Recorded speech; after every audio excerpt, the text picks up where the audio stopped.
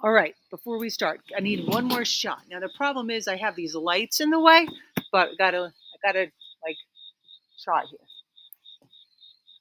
Okay, it was like inches away. It was so close. It really was close that time. All right, and I did a flower change. So here's this video's flower. All right, so now we're talking about geographic data, right? So we've talked a heck of a lot about maps. Now, what about the data? Basically, the information that geographers of all different types collect. And sometimes it's like you're collecting it because it's like your job, but sometimes it's just data you collect to go about your everyday life. So, who collects this data? Hey, I want this in like a different mode here. Yeah, this is better. So, who collects this data? Apparently, this woman collects this data because she works or volunteers for the US Census Bureau, right? Individuals collect data, organizations collect data, companies collect data, the government collects data. And why do we collect this data? Well, a lot of the times it's to make money, sometimes it's to win votes, but the purpose is to study the why of the where. Why is everything where it is? Why was something built where it is? Why does something happen where it does? Right? Um, it's not just random, right? There's very few coincidences. So analyze that why, and that's what we're going to do all year long. So, who are these people? Well, the government, they collect the census every 10 years. So they do this for a host of reasons. Um, but one is to find out how many people now live in that area. So, how many people should be represented for them in Congress. But it also gives them information of like, well, maybe we need to build another school, or maybe we're going to need more infrastructure built here, or maybe people are moving away. And then, what do we do then? Right? So the government collects data. Private companies also collect data. A big reason is to make money, right? If they know more about where people are and what they're doing, they can find ways to better market things to people. Um, Research is also done for this data.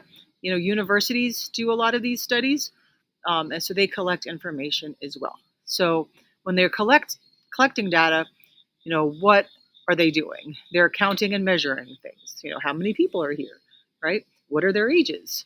They interview people. Now, this doesn't mean like all of these, but to find out why maybe they they are living there, or what they're doing there, or what made them come there. They draw maps. They do all sorts of things. So on your phone, you look at location services. You've probably seen that like enable location services notification, right? Are you allowing companies, for example, access to know where you are, right? And why does that matter, right? Um, well, it matters to them if they're going to hope to have a successful business. So new technologies change how we gather data, right? Years ago, interviews were common. You could draw things. But now with cell phones and satellites and computers and radar and all sorts of things, the way we gather data changes. You say data, I say data. I don't know. So you'll see examples of this. GIS, Geographic Information Systems, and that collects and analyzes data, and you often will see that in layers like here, right? So, and then they can integrate it and separate it as needed. So, like how much vegetation is in an area, how many buildings are there, where are the streets, right? And they can sort of like pull it apart and see the different layers that exist in that geographical space. So, whenever you see those layers, think of that. And a common um, a common area you'll see this are like sea captains, right? So they'll see the different layers, like this is the depth. Oh, were there actually ships on the top sailing? Or are there, what if there's like a submarine in between, or a really big whale, right? So they use, like I said, for the depth and all those sorts of things. So they use it often, but also it's used on land as well. Another type of data collection, and this is used in some maps that we saw as well, is remote sensing. So remote sensing is done using satellites, and there's all different things that it can measure. It can analyze urban sprawl, which is basically what this one all the way into the left is. Notice on the bottom, it was a study done by Rutgers, right? An example of universities that do these research. Um, you can see drought, which is an example to right here of soil moisture. So, oh, you might as well meet my daughter because you'll see her pretty often, I'm sure, in these. So this is an image from the SMAP satellite, which was soil moisture active passive, which took off 9 years ago. And I was pretty lucky to go to California and see it launch. A trivia question: I was actually the first person. I was on Snapchat News the first day it began 9 years ago when they covered this satellite. Um, but what it did was it measured the top three layers of soil around the globe, and that could predict where droughts were coming.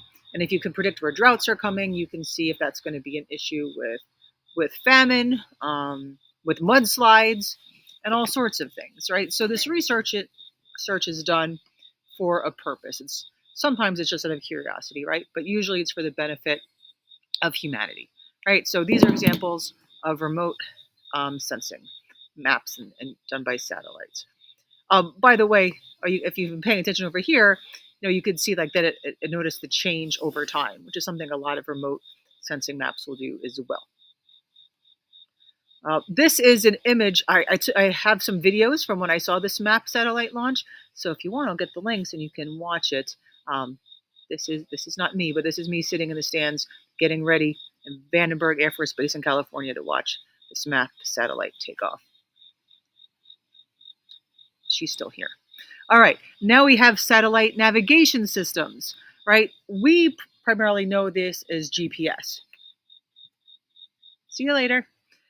So we use GPS here in the United States or this part of the world. There is actually, I believe, 4 different types of satellite navigation systems. So Europe or the European Union, they use Galileo. Russia, I think it's called a Glasscon or something like that. There's another one in Asia, for example. But anyway, what do these satellites do? They use latitude and longitude, or they don't use it. They determine latitude and longitude on the Earth and elevation with very high precision, right? Very high accuracy.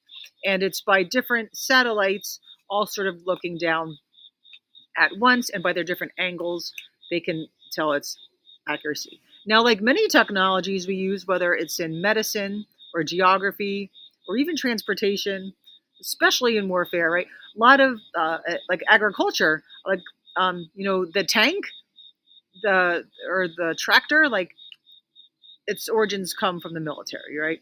But anyway, this was originally used for military operations because it's really helpful to know where your enemy is located, right? Big advantage.